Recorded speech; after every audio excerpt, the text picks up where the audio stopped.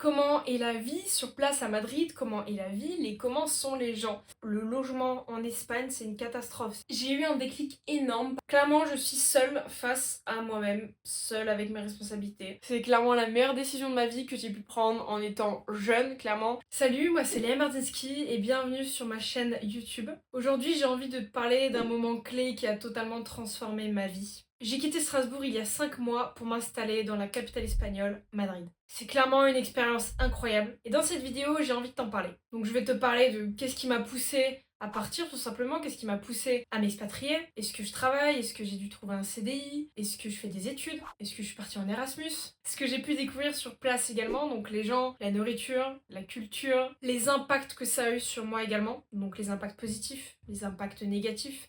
Est-ce qu'aujourd'hui je regrette d'avoir pris cette décision ou pas? Est-ce que j'ai d'autres projets d'expatriation? Est-ce que j'ai envie de rentrer en France? Et surtout, je vais t'expliquer pourquoi je pense qu'on a tous besoin d'un voyage seul dans notre vie. Donc si toi aussi t'es passionné de voyage et d'expatriation, reste bien jusqu'à la fin parce que franchement tu vas adorer cette vidéo et ça va même te pousser à vouloir t'expatrier. Dans un premier temps, pourquoi j'ai pris cette décision et pourquoi j'ai choisi Madrid? C'est une question qu'on me pose énormément dans mon quotidien. Donc faut savoir que avant tout, donc pour mettre un petit peu de contexte, pour savoir d'où je viens et ce que je faisais bien sûr avant de m'expatrier, je vivais à Strasbourg, donc je suis née là-bas, j'ai vécu là-bas une vingtaine d'années. Donc je vivais avec ma soeur jumelle et mes parents. Donc j'étais en BTS en alternance, donc je faisais un BTS négociation et digitalisation de la relation client. J'étais commerciale en automobile, donc dans une agence automobilière. Faut savoir que j'ai toujours été passionnée de voyage, de par mes parents qui m'ont donné cette culture du voyage tout simplement. J'ai toujours été passionnée par bouger et par l'expatriation également. C'est vrai que je voyageais beaucoup, notamment toute seule. Donc j'ai fait mes premiers voyages toute seule à 18 ans. J'ai beaucoup voyagé en Europe et j'ai beaucoup voyagé avec mes parents en dehors de l'Europe. Donc j'ai toujours eu cet attrait-là pour le voyage. Et c'est vrai que j'ai toujours eu en tête l'idée de m'expatrier, d'aller vivre une expérience à l'étranger. Je pense que c'est une idée qu'on a tous un petit peu eu en tête. Pour que tu puisses vraiment bien comprendre, faut savoir que depuis l'été dernier, donc en avril, à peu près mars-avril 2024, j'ai monté mon propre business en ligne. Donc j'ai décidé de me former sur le business en ligne et j'ai monté mon propre accompagnement. C'est un accompagnement aujourd'hui qui permet aux particuliers de gérer leurs finances personnelles. Tout simplement, donc j'apprends aux particuliers en 90 jours à pouvoir changer leur vie en changeant leur situation et leur gestion financière actuelle. L'objectif, c'est que les particuliers puissent épargner et investir un maximum leur argent pour aller concrétiser leurs projets sans pour autant venir se restreindre ou se priver dans leur plaisir quotidien. Donc ça, c'est clairement mon objectif avec mon accompagnement. Donc c'est un business en ligne que j'ai pu démarrer, comme je l'ai dit l'année dernière. Malheureusement, en démarrant ce business en ligne, je passais beaucoup moins de temps avec ma famille. J'étais très souvent seule, je me concentrais vraiment sur mes objectifs, là où je voulais aller. J'avais une vision vraiment très claire de ce que je voulais faire avec mon business. Et c'est vrai que j'étais souvent dans ma chambre, isolée, mais clairement toute seule. Et je recevais pas mal de réflexions, mais ce qui est totalement normal, de mes parents qui me disaient que je passais pas du tout de temps avec eux, ou très peu, à peine pour manger le soir. Ma soeur jumelle, pareil, je passais vraiment beaucoup moins de temps avec elle. Et ça les affectait eux et moi également. Pour le coup, je ressentais que c'était pas ma place forcément d'être encore dans cette maison familiale et je ressentais vraiment ce besoin de partir, m'expatrier toute seule. J'ai commencé à faire mes recherches tout simplement, j'avais pour idée d'aller au Canada. Donc c'est vraiment une idée d'expatriation finalement qui m'était même venue bien avant le démarrage de mon business. C'est vrai que j'ai toujours eu cette idée là de m'expatrier et j'ai commencé vraiment mes recherches bien avant mon business en ligne, bien avant le démarrage de ce business. J'ai commencé mes recherches en janvier 2024. Et c'est vrai que de base j'avais pour l'idée d'aller au Canada. Et donc pour le Canada, j'ai fait des demandes de PVT, j'ai fait des demandes de VIE, j'ai fait plein de demandes. Et c'est vrai que ça n'a pas vraiment abouti. Donc peut-être que c'est le destin. Moi je suis très croyante à ce niveau-là, donc je pense que c'est dû avec le destin tout simplement qui ne voulait pas au Canada à ce moment-là. Donc j'ai vite laissé tomber mes recherches pour le Canada. Et petit à petit, je me rendais compte que il fallait vraiment que je bouge, que je commence vraiment à avoir mon indépendance, que je me focus vraiment, que je commence vraiment à me focus sur moi, mon business. Je voulais vraiment être seule, voyager seule. Et j'ai commencé à approfondir vraiment mes recherches. Pour le moment, je ne pouvais pas encore vivre de mon business, donc je décidais de chercher un emploi, donc un CDI pour le moment. Et c'est vrai que petit à petit, au fur et à mesure des recherches, mon intuition, elle m'a dirigée vers Madrid. Il faut savoir que Madrid, j'y étais déjà en mai 2022 et c'était mon premier voyage toute seule, finalement. Donc le hasard a fait que maintenant je vis ici. Donc en fait, à 18 ans, j'ai pris un aller-retour pour Madrid et je suis partie faire mon premier voyage toute seule. À partir de là, d'ailleurs, c'est là où j'ai vraiment eu goût au voyage solo. J'ai commencé à faire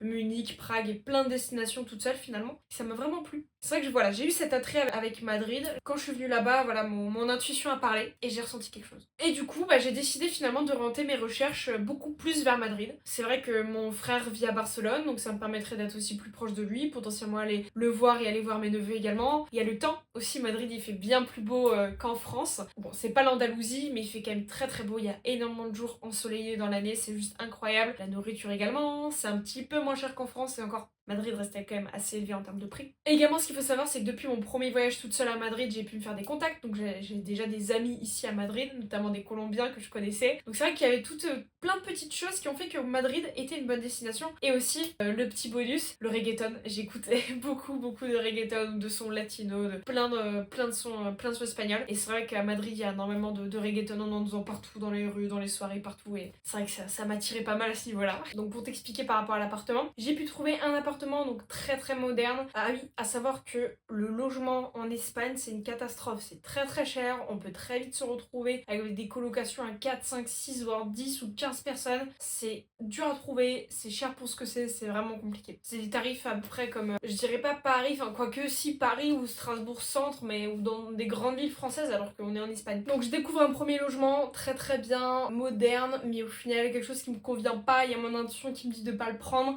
C'est vrai que tous mes proches me disaient d'aller prendre cet appartement-là parce qu'au final, ça part très vite et il faut les booker au plus rapidement. Mais mon intuition me disait non, Léa, tu vas trouver quelque chose de mieux. Et au final, c'est ce qui s'est passé. J'ai trouvé un superbe appartement, donc qui a tout son charme, un petit peu vieillot, mais qui a vraiment son petit charme espagnol. Donc je vis avec une dame âgée, tout simplement, la propriétaire directement. Mais j'ai ma propre salle de bain, on est que deux, c'est exceptionnel. Je suis à côté du centre-ville, j'ai la nature juste à côté, j'ai un lac, juste exceptionnel l'appartement que j'ai pu trouver. Donc j'ai bien fait d'écouter mon intuition et pas d'avoir réservé en tout cas l'autre appartement. Donc voilà, mais c'est sûr qu'en tout cas en termes de logement en Espagne, c'est pas du tout ce qu'il y a de plus simple, voire même c'est la tâche la plus compliquée de trouver un logement en Espagne. Comment est la vie sur place à Madrid? Comment est la ville et comment sont les gens ici? Déjà, n'oublie surtout pas de t'abonner parce que si t'es jusqu'ici dans la vidéo, c'est que ça te plaît. En tout cas, moi, ça va me pousser à faire un max de vidéos. Madrid, c'est une ville qui est juste magnifique. Elle est exceptionnelle. Il y a toujours un peu cette concurrence entre Barcelone, Madrid, Madrid, Barcelone. Au final, c'est en fonction des goûts de chacun, de ce que chacun préfère. C'est sûr qu'à Madrid, il n'y a pas la mer, forcément. Mais personnellement, je suis pas quelqu'un qui aime beaucoup l'eau, donc ça me dérange pas.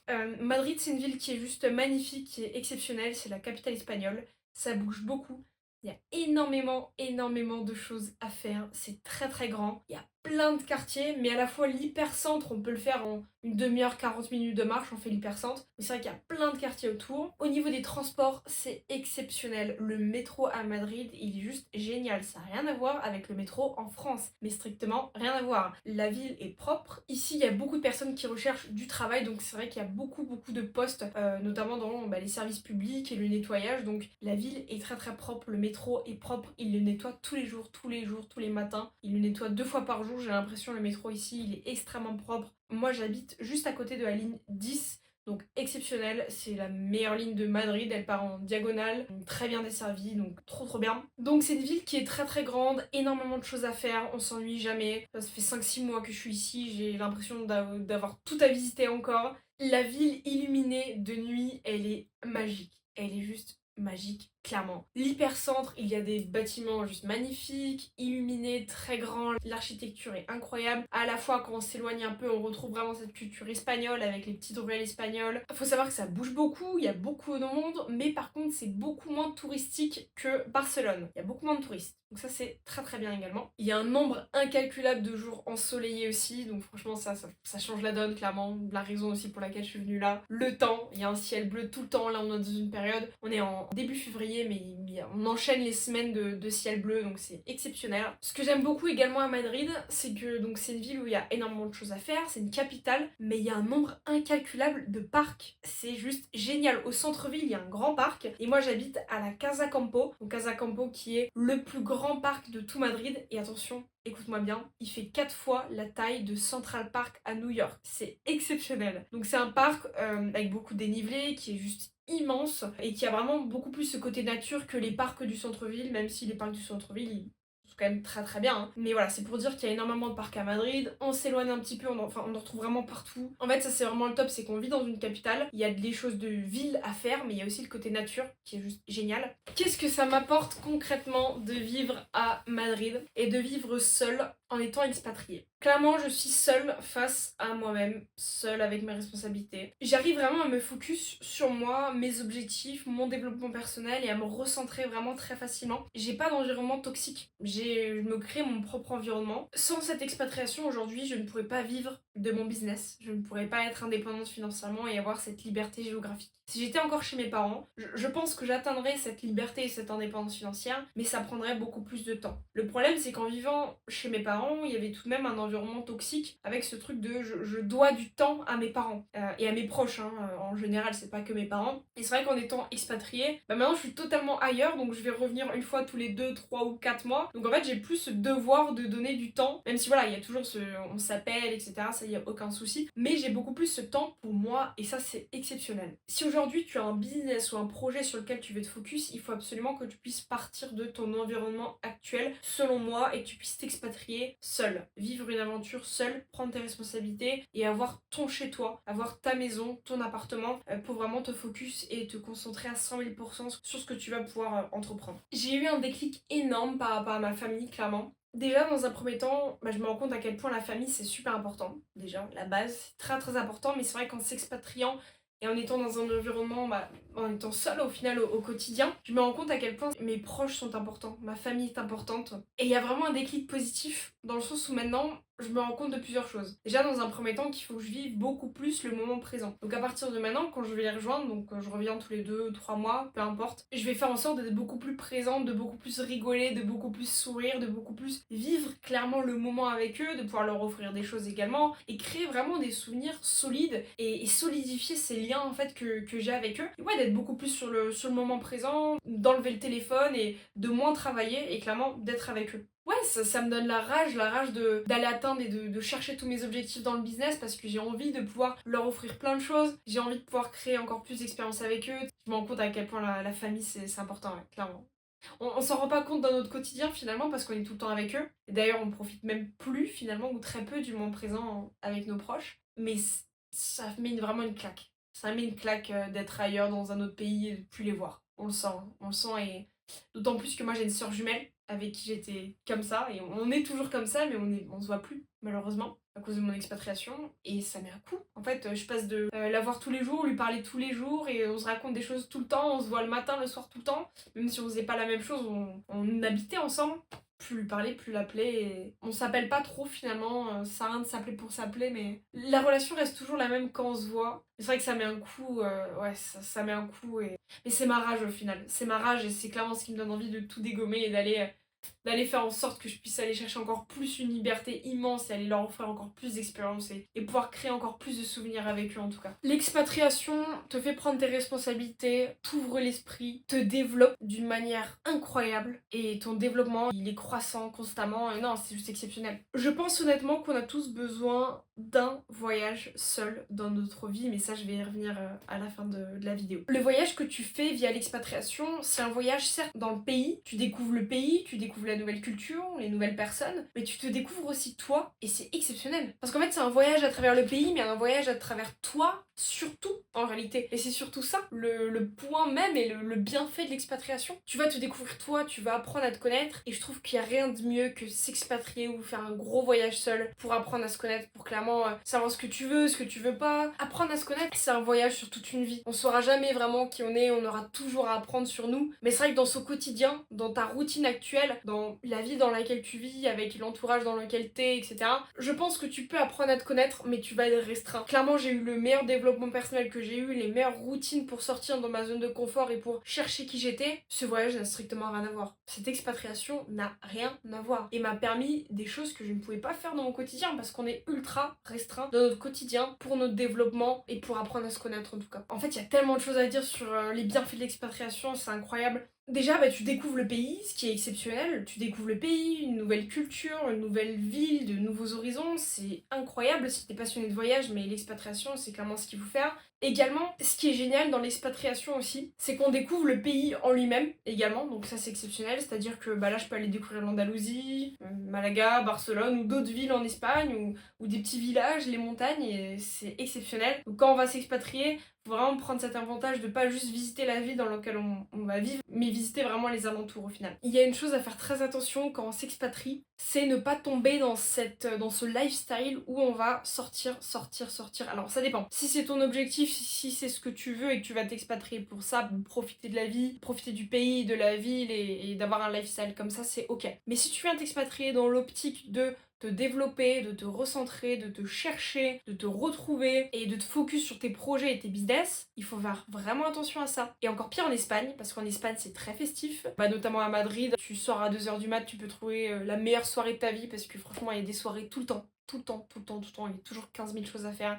15 000 sorties. Et avec les rencontres que tu vas faire, tu vas vouloir aller boire des verres, on va te proposer 15 000 sorties, 15 000 choses. Et il faut vraiment faire attention à ça. Au début, prends un laps de temps pour vraiment visiter à fond la ville. Mais après, instaure ta routine et focus-toi sur ton développement, sur tes objectifs. Parce que c'est vrai que tu peux tomber très facilement dans ce lifestyle de sortir, sortir à fond. Et malheureusement, tu perds un peu l'intérêt de l'expatriation. Je pense qu'il faut avoir un certain équilibre, même si j'aime pas ce mot, parce que pour moi, on peut pas avoir un équilibre, surtout quand on développe un business et qu'on veut être indépendant et avoir une certaine liberté, mais j'ai sacrifié, clairement, j'en parlerai peut-être dans une autre vidéo aussi, si ça t'intéresse. Les derniers mois de 2025, je suis pas sortie du tout. J'ai vu des potes une fois dans le mois, c'est tout. Sinon, je suis pas du tout sortie. Je me suis focus sur moi, mais au final, ça a payé parce que maintenant j'ai une indépendance financière et une liberté géographique. Donc c'est exceptionnel. Mais ouais, il faut savoir sacrifier également si on veut aller chercher certains objectifs. Après, tu peux essayer de trouver un équilibre entre sortie, boire un verre, développer un peu mon truc, etc. À toi de voir. À toi de voir où tu veux aller, ce que tu veux vraiment, et puis voilà, tout simplement. Et puis il y a aussi l'entourage. L'entourage, les amis, les proches, forcément on va perdre des liens, on va perdre des personnes. Après en général c'est plus du positif au final parce que c'est un tri qui va se faire. En général c'est pas du tout négatif. On vit beaucoup moins de moments et on loupe plein d'expériences et plein de moments d'anniversaire ou autres avec les personnes qu'on aime. Malheureusement on va pas pouvoir être là partout. Donc ça c'est vraiment le désavantage le plus gros de l'expatriation selon moi. Je me rends compte à quel point déjà que toutes les relations que je pensais importantes ne le sont pas vraiment. Ou du moins je suis peut-être pas attachée tant que ça finalement. Et ce sont pas des personnes qui m'apportent autant que je pensais non plus. J'ai pu comprendre depuis mon développement personnel à quel point notre entourage est important. Notre entourage est important et j'ai su faire un tri dans mon entourage et de m'entourer uniquement de personnes qui puissent m'élever ou du moins qu'on ait au minimum la même vision et les mêmes idéologies sur certaines choses. Et c'est dur d'ailleurs de pouvoir clairement dire stop à certaines relations qu'on a dans le quotidien. J'ai arrêté une relation avec ma meilleure amie que je connais depuis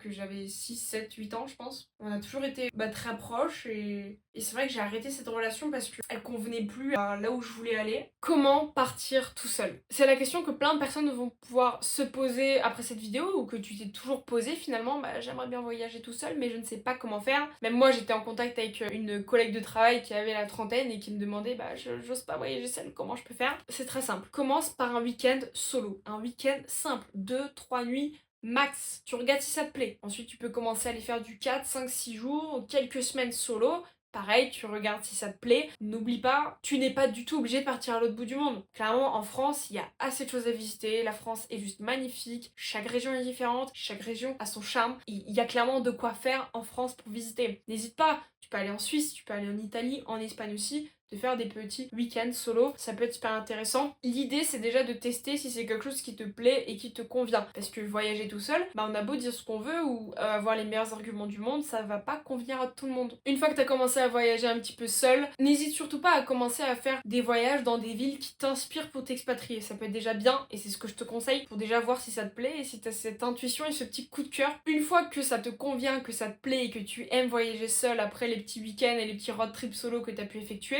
là, seule chose à faire, c'est de passer à l'action. Passe à l'action pour t'expatrier, clairement. Parce qu'après, tu peux trouver toutes les meilleures excuses du monde. J'ai l'école, non mais en fait, j'ai mes proches, j'ai mon copain, j'ai ma copine, je suis en plein dans mes études, non mais j'ai mon job, etc. Des excuses, tu peux en trouver des centaines. Est-ce que je regrette m'être expatriée? Pour ta grande surprise, pas du tout. C'est clairement la meilleure décision de ma vie que j'ai pu prendre en étant jeune, clairement. C'est vrai qu'on entend beaucoup de personnes et de personnes âgées notamment qui regrettent d'être parties, de pas avoir assez voyagé, de pas s'être expatriées. Et c'est vrai que si t'es jeune et que tu regardes cette vidéo, jeune, enfin même si t'as 50 ans, je te pousse vraiment à t'expatrier, à partir et de pouvoir aller vivre cette expérience seule à l'étranger. Je me suis développée, je me suis apaisée, je me suis retrouvée, j'ai développé encore plus ma spiritualité. Meilleure décision de toute ma vie. Meilleure décision. Qu'est-ce que je vais faire après? Eh bien, pour le moment, je reste à Madrid. Donc là, on est en février 2025. Pour le moment, je reste à Madrid. Je compte bien rester encore quelques mois parce que la ville, bah, c'est ma ville de cœur. Je l'adore. J'ai vraiment un coup de cœur pour cette ville qui est juste exceptionnelle. J'ai envie de visiter encore plus. Il y a encore plein de choses à découvrir. Et puis, je me sens bien. Je me sens bien dans l'appartement, dans la ville dans laquelle je suis. Je suis bien entourée. Je me développe vraiment correctement. C'est un lieu exceptionnel pour pouvoir travailler sur mon business aussi. J'ai la nature. Enfin, j'ai vraiment tout qui me convient ici, donc pour le moment je compte bien rester. Par contre, j'ai pour objectif à moyen court terme, donc encore cette année, milieu voire fin d'année ou peut-être rentrée de septembre, de m'expatrier dans une autre ville et notamment en Andalousie. Pourquoi? Parce qu'il fait encore plus chaud, plus bon et c'est un autre mood. L'Andalousie, c'est le sud de l'Espagne, c'est encore autre chose et j'ai envie de voir ce que ça ferait potentiellement de m'expatrier là-bas. Je suis allée il y a deux semaines à Malaga, j'ai adoré. Il y a un côté montagne randonnée encore plus proche qui m'attire vraiment et je sens que je vais pouvoir me développer encore plus et développer aussi ma spiritualité là-bas. Donc je fonctionne vraiment à l'intuition pour le coup, mais c'est vrai que j'ai la chance, j'ai travaillé pour, mais c'est vrai que j'ai la chance de pouvoir maintenant être libre géographiquement et de pouvoir vivre de mon business d'où je veux. Donc si demain je veux m'expatrier à l'autre bout du monde, je peux totalement le faire. Et ça d'ailleurs, je suis vraiment très très reconnaissante pour avoir ça aujourd'hui et à l'âge que j'ai en tout cas. Aujourd'hui, je ne cherche aucune stabilité. Pour le moment, je suis très jeune, j'ai envie de parcourir le monde, découvrir plein d'endroits, jusqu'à chercher quel sera le meilleur endroit pour ma résidence principale pendant quelques années. Mais pour le moment, je cherche pas de stabilité, je veux m'expatrier, bouger, découvrir un maximum de choses. C'est ce qui me fait vibrer au final, donc c'est ce que je vais faire, clairement. Il y a aussi toujours le Canada qui me reste en tête. Je vais pas lâcher l'idée, je vais aller m'expatrier au Canada, j'en suis sûre et certaine. Peut-être pas cette année, peut-être que l'année prochaine, ou au final, je sais pas, tout est possible, hein, ça se trouve fin d'année, je me retrouve à Toronto, dans la ville où j'ai toujours voulu aller au Canada. Mais il y a aussi l'Indonésie et l'Asie qui me plaît, j'ai vachement envie d'y aller. J'ai voyagé au Vietnam et c'est vrai que j'ai adoré et je pense que ça peut être exceptionnel pour vivre également. Donc à voir, plein d'idées en tête, on verra. Pour le moment, je reste à Madrid pour les prochains mois et puis on verra ensuite. On fonctionne beaucoup à l'intuition, donc on verra. Bon bah, on arrive sur la fin de la vidéo. Pour conclure ces belles paroles, déjà j'espère que la vidéo t'a plu. C'est pas fini, je vais conclure, je vais faire une bête de conclusion, d'accord? Mais en tout cas, n'hésite surtout pas à t'abonner pour le moment parce que si t'es arrivé jusqu'ici, c'est que la vidéo t'a plu et que je te plais et qu'on se plaît mutuellement. Donc abonne-toi clairement à la chaîne. Pour conclure, je te pousse à voyager et je te pousserai toujours à voyager. On est dans une génération où on a des moyens incroyables pour voyager. On a des billets d'avion pas chers. On pense, et il faut arrêter de croire d'ailleurs que voyager c'est cher. C'est même pas vrai. C'est pas vrai du tout. Je peux me faire un week-end là pour 50 € si je veux en Italie. Y a aucun problème. Ça coûte rien, d'accord? Voyager est le plus bel investissement que tu vas pouvoir faire. Hormis les actions, les ETF, les crypto-monnaies bien évidemment. En tout cas sur toi-même, voyager est le meilleur investissement que tu vas pouvoir faire, clairement. Et hormis bien évidemment investir dans tes compétences, ton éducation et tes connaissances. Voyager est un investissement exceptionnel. Voyage et je vais toujours te pousser à voyager, clairement. Je te pousse à voyager, à bouger de chez toi, à quitter ton environnement, mais clairement aller t'expatrier, vivre des expériences. On a tellement de choses à vivre dans ce monde et je trouve ça vraiment dommage de se restreindre à notre ville natale, à notre environnement habituel et de pas voir autre chose. J'ai tellement entendu de personnes âgées regretter, et même on le voit et on l'entend dans notre entourage, il y a tellement de personnes qui regrettent de pas avoir voyagé. On est dans une génération où on a l'opportunité de le faire, donc fais-le. Fais-le clairement. Aujourd'hui, j'ai pu visiter une vingtaine de pays à mon jeune âge, ce qui est exceptionnel. Et l'année dernière, donc en 2024, j'ai fait plus de 9 pays différents, j'ai bougé une vingtaine de fois et en même temps j'ai fait grossir mon patrimoine comme jamais j'ai pu faire. Aujourd'hui j'ai une gestion financière que j'ai pu acquérir avec mon expérience et avec les compétences que j'ai pu acquérir avec des mentorats également. J'ai une gestion financière qui est ultra saine, ultra solide. Je peux très bien voyager très fréquemment et à la fois faire grossir mon patrimoine. Pourtant j'ai commencé ça même avant mon business, donc j'avais pas des salaires extrêmes et je gagnais pas plus que toi qui regarde cette vidéo. Suis ton intuition, va vers une destination qui te plaît, qui te fait vibrer, qui te donne vraiment envie. Ne va pas dans une destination juste parce que t'as vu des réels ou parce que t'as vu 2-3 TikTok sur la destination. Clairement, aujourd'hui il y a tellement de monde qui va à Bali et qui veut aller à Bali, notamment tous les digital nomades.